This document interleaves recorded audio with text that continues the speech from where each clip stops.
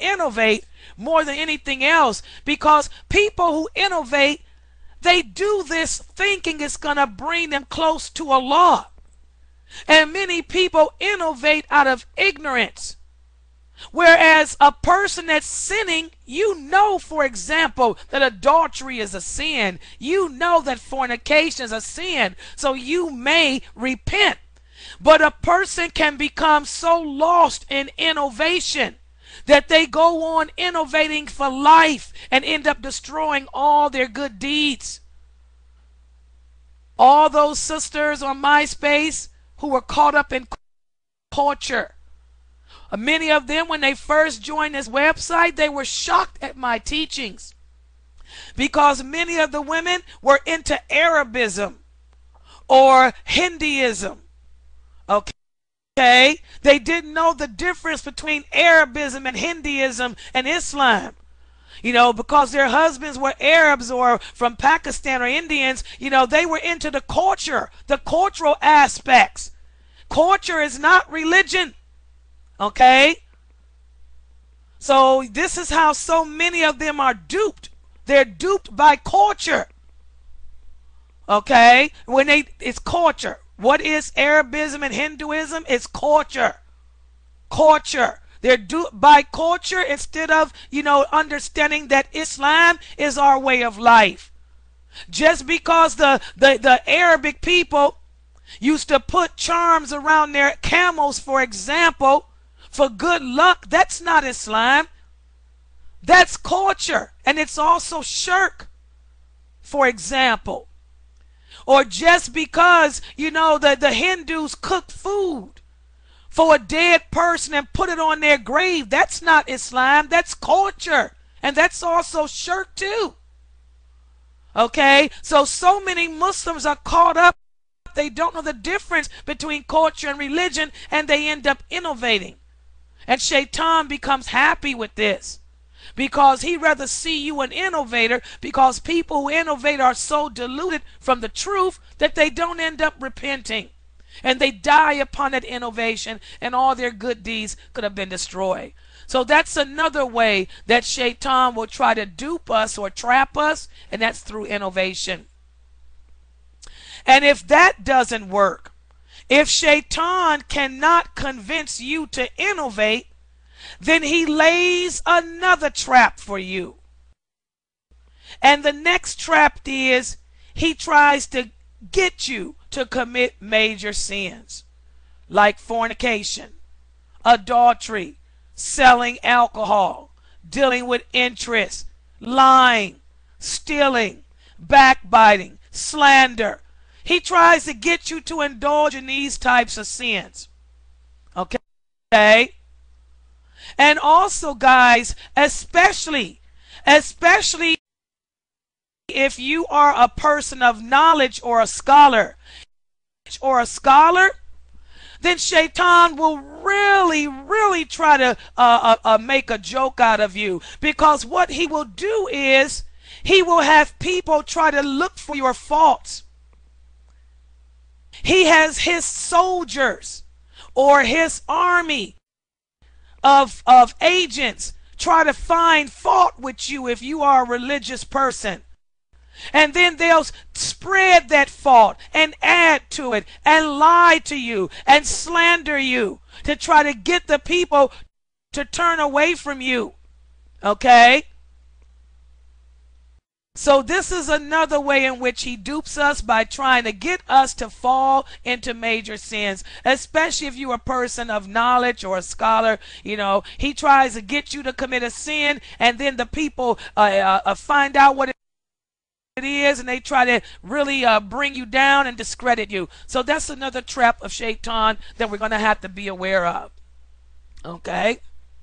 And if that doesn't work, understand something, guys, too, when it comes to the sins of a person of knowledge.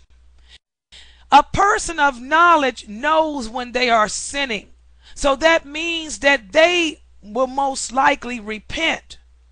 But those ignorant people out there who don't know the difference between right and wrong because they're duped by Shaytan. They'll go on sinning by spreading slander and spreading gossip and backbiting, and they never repent. So their sin will be worse than the one who had knowledge and did repent.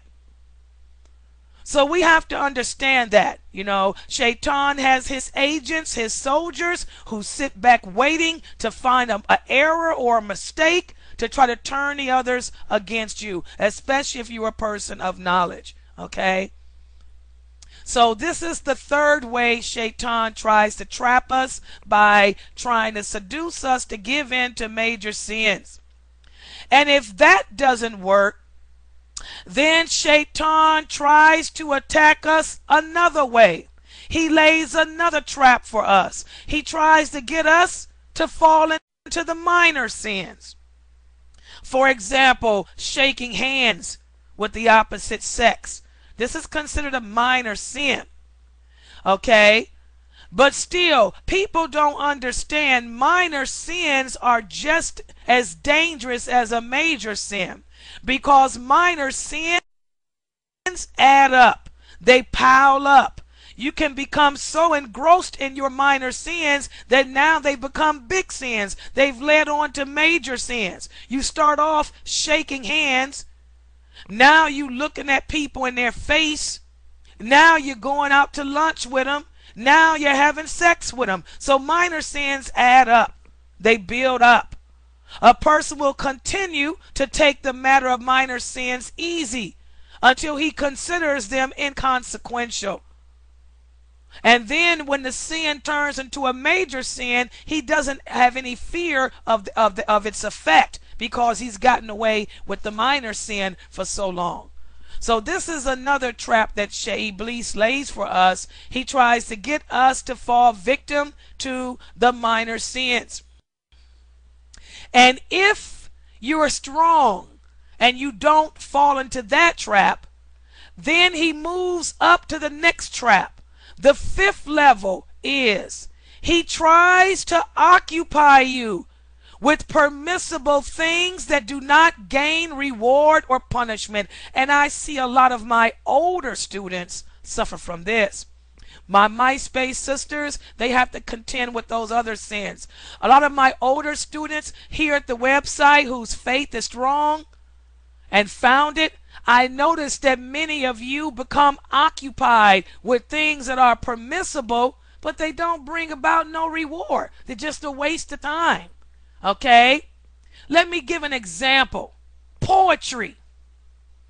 Poetry. Poetry is lawful. It's lawful to write poems. The prophet used to like poetry. Okay? But this is a waste of time. This is something that ain't going to bring no gain or punishment.